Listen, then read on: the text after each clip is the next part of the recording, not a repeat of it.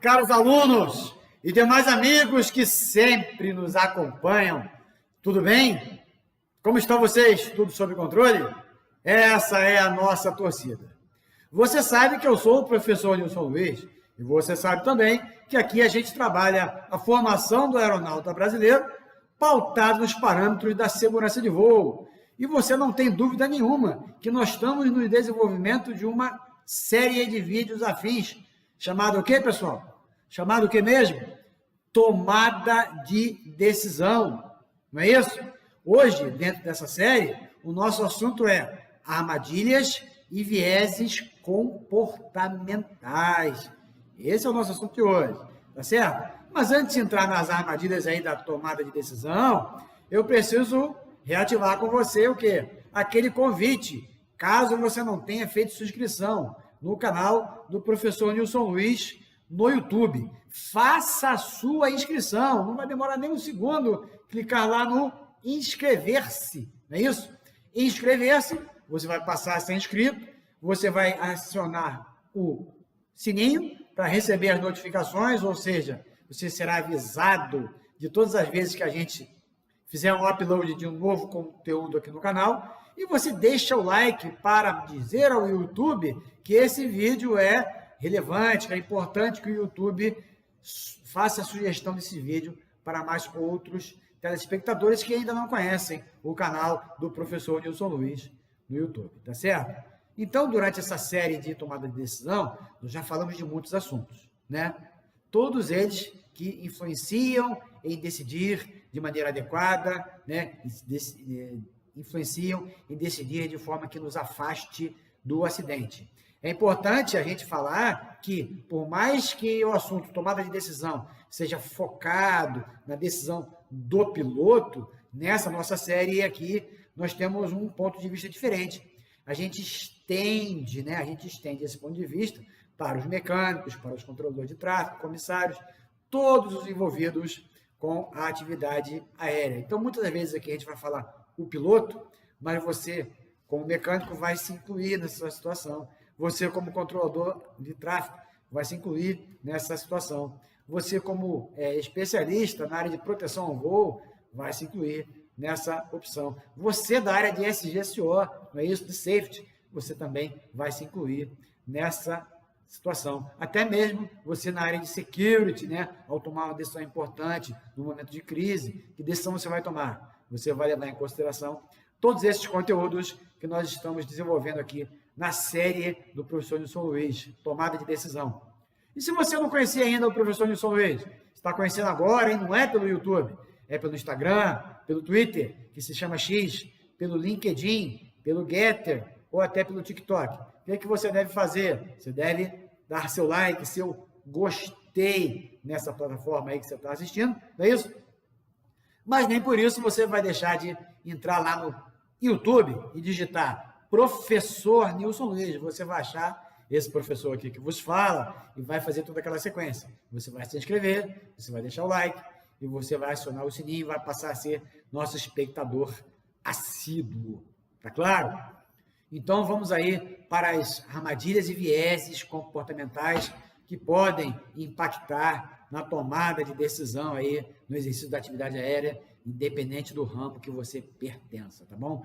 Muitas das vezes a gente vai falar do piloto, mas você se coloca aí na posição do piloto ou na sua posição que você executa, entendendo que essa teoria, que todos esses modelos que a gente está desenvolvendo aqui, também servem para as suas decisões.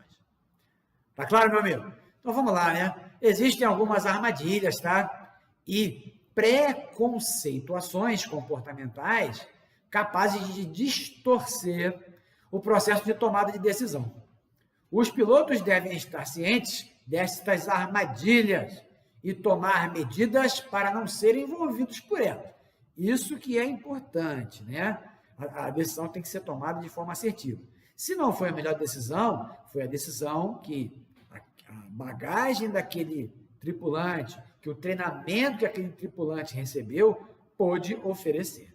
Tá certo? Então, vamos lá aí para a enumeração das armadilhas e vieses comportamentais. 1. Pressão dos colegas. Isso é muito fácil de entender, né?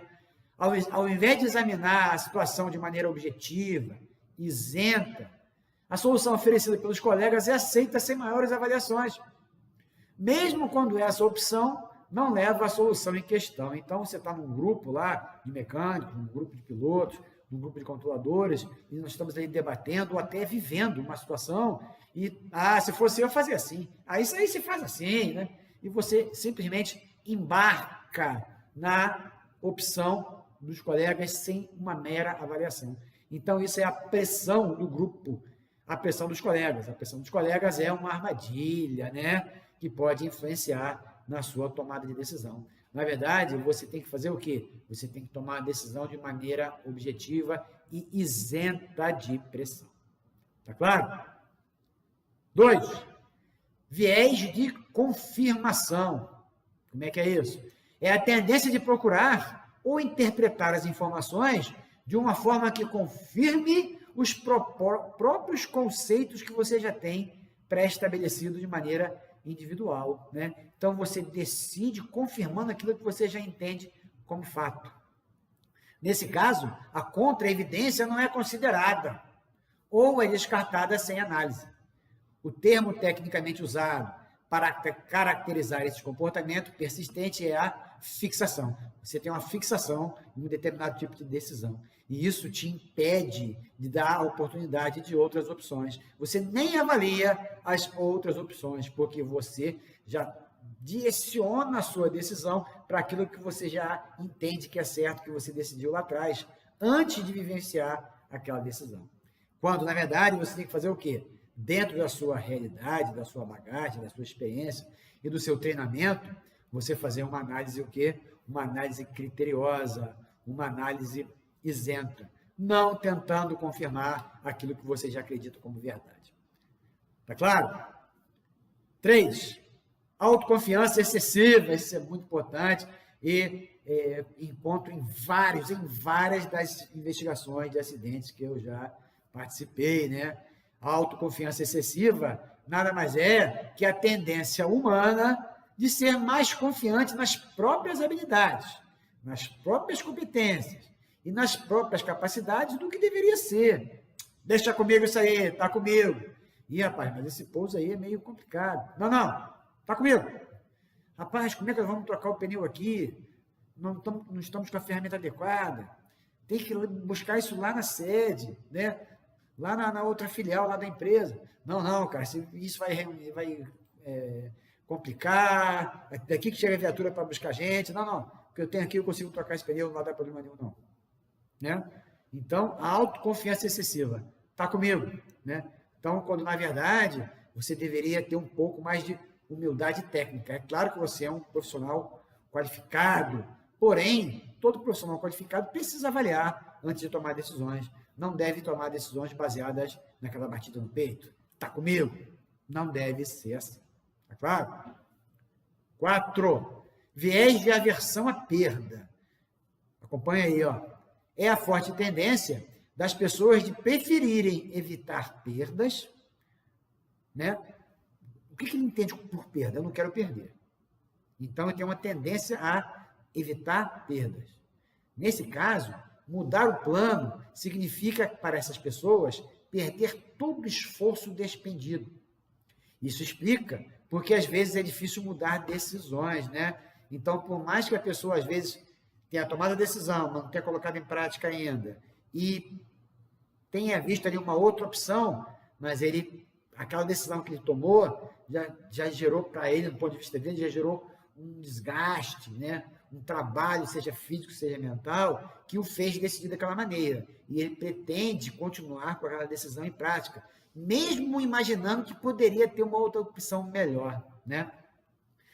A pessoa não entende que a mudança visaria a segurança, né? Ele só está focado, tá? Aquela visão de evitar perdas.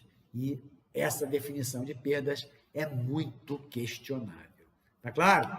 Então, viés de aversão à perda foi a 4ª armadilha que a gente citou aqui. Vamos para a 5ª. Viés de ancoragem. O que você entende por ancoragem? Né? Prender. Né? A forte tendência de confiar excessivamente ou ancorar ou concentrar a atenção em somente um ou alguns dos elementos da informação.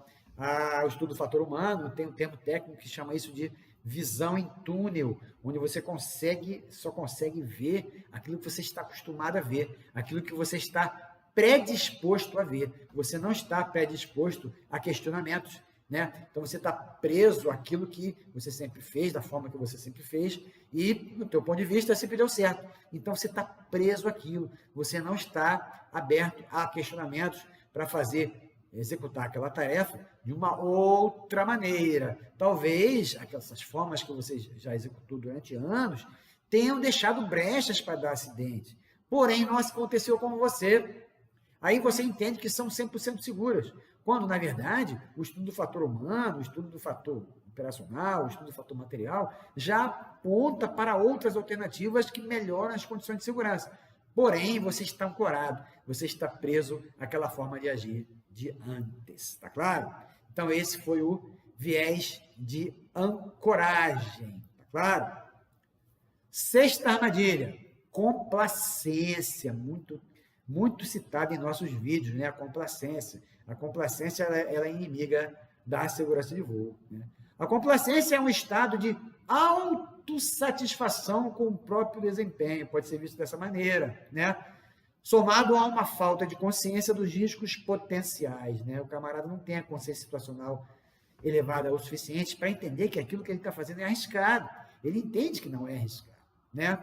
É um sentimento de estar confortável com a situação, o que frequentemente resulta em falta de monitoramento. Eu tenho uma palestra tratando do acidente organizacional, que aconteceu, um acidente que aconteceu em São Pedro da Aldeia, alguns anos atrás, até um acidente antigo, mas de acordo com a empresa que eu sou convidado a atuar, eu coloco esse acidente, porque é um acidente que trata de pequenas coisas que gerou um transtorno enorme, né?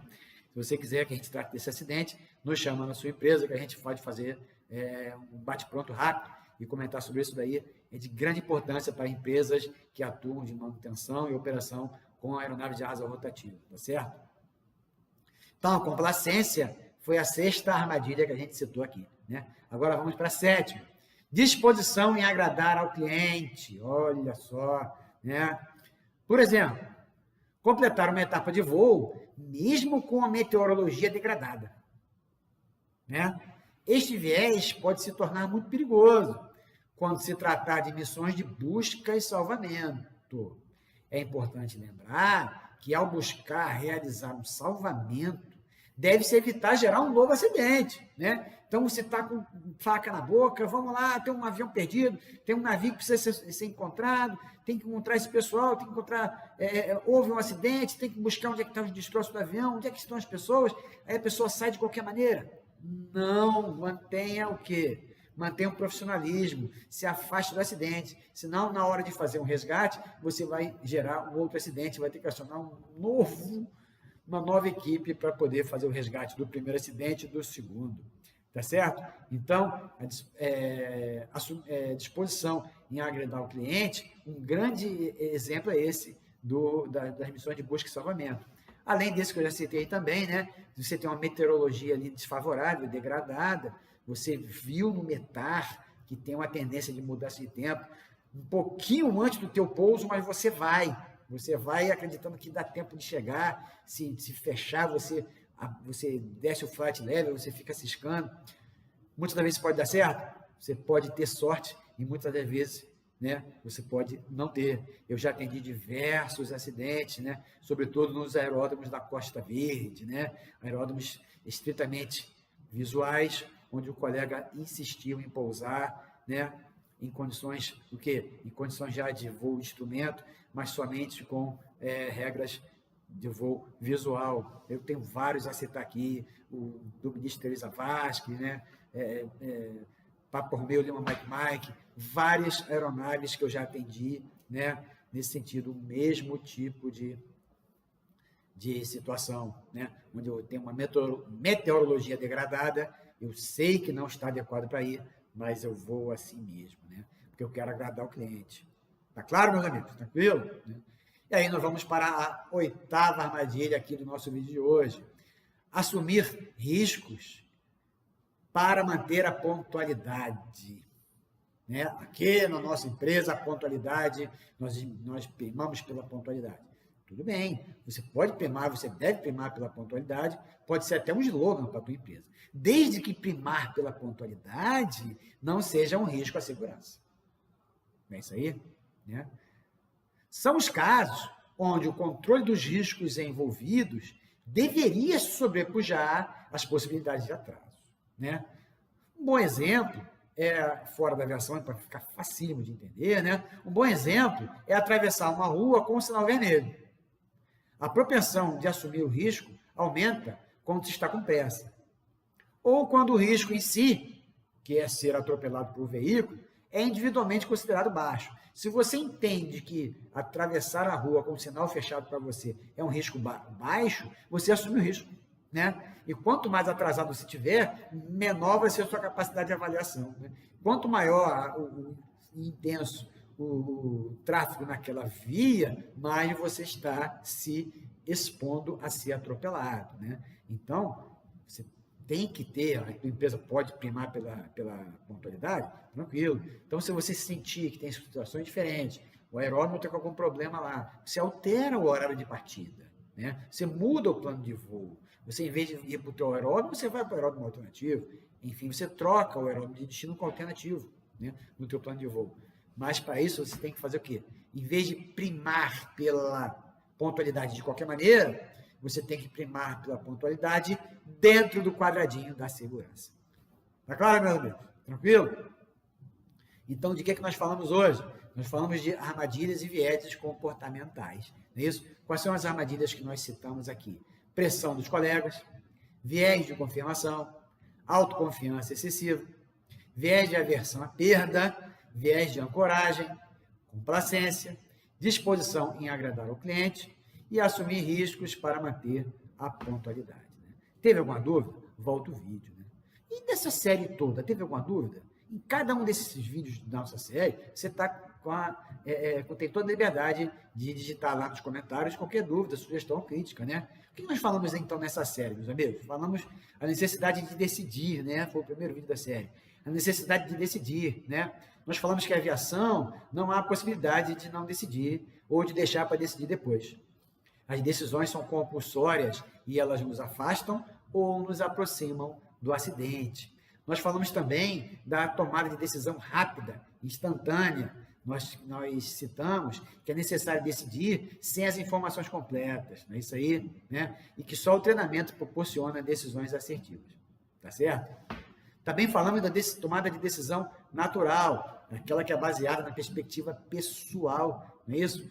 Ela pode estar gerando resultados mais ou menos eficientes em função da bagagem profissional que o camarada tenha ou do treinamento que ele foi atribuído, tá certo? Falamos também da tomada de decisão segundo o FAA. Falamos que, segundo o FAA, a tomada de decisão tem um ponto de vista por parte do piloto. Nesse vídeo também, a gente citou o modelo 3P, falamos da lista de verificação CARE e falamos da lista de escolha TIM. Lembrou? Não lembrou? Volta no vídeo. Né? É o quarto vídeo da série, tomada de decisão segundo o FAA. No quinto vídeo da série, nós falamos das condições contribuintes para o erro de decisão. Né? Você lembra quais foram as condições? Se não lembra, eu não vou repetir tudo não, mas eu vou citar aqui. Né? Falamos dos fatores situacionais, ambiguidade, falamos da percepção e gerenciamento do risco errôneos, né? Falamos do conflito de objetivos e falamos também da carga de trabalho e estresse. Relembra, vai lá, revisa, assiste novamente o vídeo tomada de decisão 5, condições contribuintes para o erro de decisão. No vídeo 6, nós falamos de atitudes perigosas, né? Isso aí, falamos da anti-autoridade, falamos da impulsividade, falamos da invulnerabilidade, falamos do egocentrismo e falamos da resignação. Volta lá no vídeo, tomada de decisão 7, né? Tomada de decisão 6, desculpe. atitudes perigosas. E o vídeo de hoje foi tomada de decisão 7, armadilhas e vieses comportamentais, que nós já passamos por eles e já citamos aqui as armadilhas ao término do vídeo. Tá certo? Dúvidas sobre esse ou sobre todos os vídeos aí da série Tomada de Decisão? Entre lá nos comentários, digita: o professor Nilson Luiz quer ouvir, quer tomar conhecimento da sua sugestão ou crítica. Eu preciso saber de que forma você está recebendo aqui o nosso conteúdo. Tá certo? Professor Nilson Luiz, a formação do aeronauta brasileiro, pautado nos parâmetros da segurança de voo. Bons estudos para você, para cada um de vocês. Fiquem com Deus e continuem contando comigo. Até logo. Não esqueça o like. Até logo.